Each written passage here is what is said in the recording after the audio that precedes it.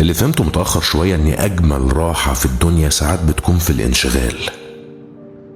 لما يومك يتملي شغل وحركة وتعب، فترجع اخر اليوم تنام وانت مستريح، مش بتفكر مين بعد ولا مين اختفى ولا مين كان المفروض يكون جنبك. الانشغال ساعات بيبقى ستر بيحميك من وجع التفكير، بيحميك من دوامة التفاصيل اللي ما تستاهلش تستهلكك. فعلا في راحة حقيقية في انك تبطل تدي حاجات مش مستاهلة اكتر من حجمها. وخليك عارف دايما ان اجمل راحة في الدنيا ساعات بتكون بالانشغال.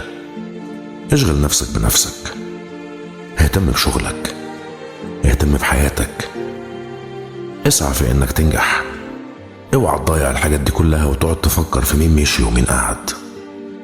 صدقني مش هتستفاد غير وجع الدماغ.